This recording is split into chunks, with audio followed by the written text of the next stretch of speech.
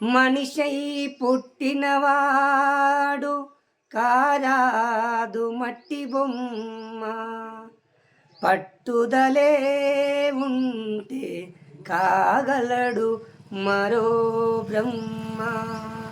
కృషి ఉంటే మనిషి ఋషి అవుతాడు, మహాపురుషుడవుతాడు. జై శ్రీరామ్.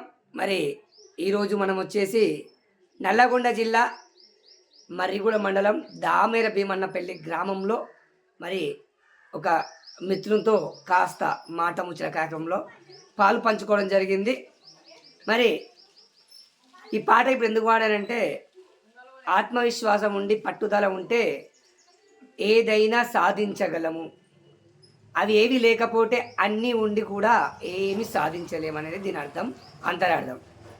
ఆ పాట మన సోదరునికి బాగా అటాచ్మెంట్ అయ్యింది, అందుకని ఈ సందర్భానికి ఆ పాట వేసుకోవడం జరిగింది. మనం ముందున్నారు, ఇందాక కొన్ని వీడియోలు అందించాను, ఆ వీడియోలు కూడా చూడండి. ఇప్పుడు అన్నతో మాట్లాడించే ప్రయత్నం చేస్తాను. కొన్ని ఎదుటి వాళ్ళకు కూడా ఆదర్శవంతంగా, అంటే అన్న ముందే నేను ఏది మాట్లాడన్నాడు, కానీ మన ఛానల్ ఉండదు రావాలన్నా కొంచెం మాట్లాడండి, మిగతా వాళ్ళకు కూడా కొంచెం మంచిగా ఉండదు అంటే, మిగతా వాళ్ళకి ఆదర్శంగా అంత చెప్పండి, అంత నా స్తోమత ఏం కాదు, కానీ సరే మీరు మాట్లాడతారు కదా మాట్లాడమన్నాడు, మాట్లాడి చెప్తాం. జై శ్రీరామన్న గారు నమస్కారం. ఏం పేరు మీ పేరు గట్టిగా మాట్లాడండి. చిత్తాపూర్ నరేందర్ గారు, మీరు పూర్తి స్థాయిలో కాళ్ళు పనిచేయవు, పూర్తిగా పనిచేయవు, అయినా ఆత్మవిశ్వాసంతో ఒక బిజినెస్ అంటే ఒక వ్యాపారాన్ని రన్ చేస్తున్నారు. ముందుగా మీ తల్లిదండ్రుల పేరేంటి? తండ్రి పేరు, నీకు జన్మనిచ్చే తల్లిదండ్రుల పేరు? తండ్రి పేరు దర్శన్ జీ, తల్లి పేరు కళావతి. జీ అంటే కట్టుకోలేని జీ అంటారు. ఓకే. మరి ఎంతమంది మీరు? ఛత్రపతి శివాజీ వారసులా? ఛత్రపతి శివాజీ అని తిన్నానే అందరు బాయ్ జీ అని పిలుస్తారు మీ దాంట్లో. ఓకే. ఎంతమంది మీకు తోబుట్టులు? నా తర్వాత తమ్ముడు, తర్వాత చెల్లి, ముగ్గురు. మీరే పెద్దవాళ్ళ ఇంటికి? ఓకే. మరి 2 కాళ్ళు పూర్తి ఎందుకు పుట్టుకలోనే అలా అయిందా? మధ్యలో ఒక 3 సంవత్సరాల వయసులో పుట్టినాక నడిచినా మీకు ఇచ్చేది మా తమ్ముడు పుట్టినాక కాలు వెళ్ళి.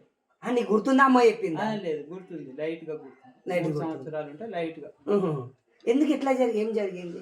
జ్వరం వచ్చింది, పోలియో అటాక్ చేసి. పోలియో అటాక్ అయింది. ఒక 2 నెలలు నీలపరి హాస్పిటల్లో ట్రీట్మెంట్ తీసుకున్నాక లేవలేదు, ఎక్కడ వేస్తే అక్కడ పడుతుంది.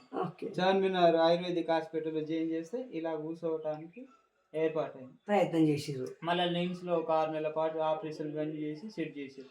అప్పుడు కొద్దిగా ఎక్సర్సైజ్ ప్రాబ్లం అని స్కూల్కి ఏజ్ వచ్చేసింది. 3-4 ఏళ్ళు, 7 ఏళ్ళ తర్వాత స్కూల్కి వెళ్ళటం, అట్లా స్కూల్ మీద పడటం, ఇవంతా మనం ఎక్సర్సైజ్ ఆఫ్ చేసుకోవటం. మీరు మరి ఎంతవరకు మీ చదువు ఎంతవరకు చదువుకున్నారు మీరు? గ్రామంలో ఉన్నటువంటి 10th కొంచెం గట్టిగా చెప్పండి. గ్రామంలో ఉన్నటువంటి హై స్కూల్, ప్రైమరీ స్కూల్ అయిపోయింది. మండలం గౌట్లోనే చదివారా? గౌట్లోనే 10th దాకా. ప్రైవేట్ ఇంటర్మీడియట్, డిస్టెన్స్ డిగ్రీ, వీళ్ళంటే ఆర్థిక పరిస్థితులు రెగ్యులర్ చేయలేకపోయి.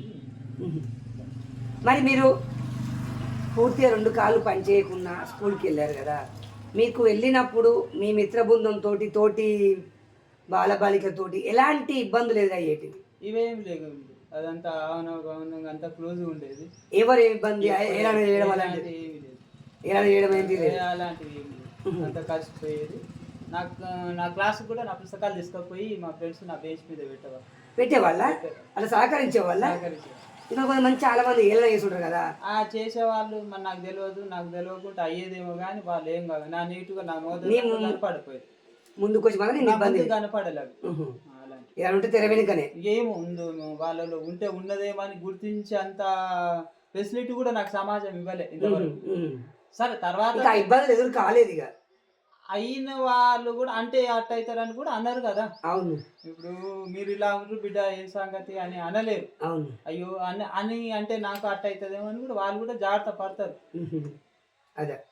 మరి చదువు ఎంతవరకు చదువుకున్నారు? నేను డిగ్రీ MA జర్నలిజం. జర్నలిజం కూడా చేశారా? డిగ్రీ ఎక్కడ చేశారు? డిగ్రీ డిస్కంటిన్యూ చేసి మళ్ళీ అదే ఆ డిగ్రీ ఎక్కడ చదువుకునే వాళ్ళు? పోయి ఇబ్రాహీంపట్నం. ఇక్కడ నుంచి ఇబ్రాహీంపట్నం వెళ్ళారా? ఎలా వెళ్ళేవారు మరి మీరు? వీక్లీ అంటే open degree open degree. Distance అంటే ఓకే ఓకే. డిస్టెన్స్ అంటే ఇట్లా స్టడీ రెగ్యులర్ గా మనం బిజినెస్ చేసుకుంటూ మనం ఈ ఇన్కమ్ చేసుకుంటూ మళ్ళీ వెళ్ళాలంటే రెగ్యులర్ గా ఉంటే కావాలి కదా ఇది. అవును. మరి అలాంటప్పుడు సాధ్యం కాదు మధ్య తరగతి వాళ్ళు. ఓకే. ప్లస్ ఇది ఇట్లా అన్నారు. నాకు నేను గుడికాడలో చూడడం జరిగింది, మీతో మాట్లాడినప్పుడే అనుకున్నాను. మిగతా వాళ్ళని కొంతమందిని అడిగాను అతను ఎవరు ఏంటి అని. అంటే కట్టుకోలే పిల్లగాడు, అదే మరి ఏం చేస్తున్నాడు, పెళ్ళి కూడా అయిపోయింది కూడా అన్నాడు. చాలా గొప్ప విషయము. మరి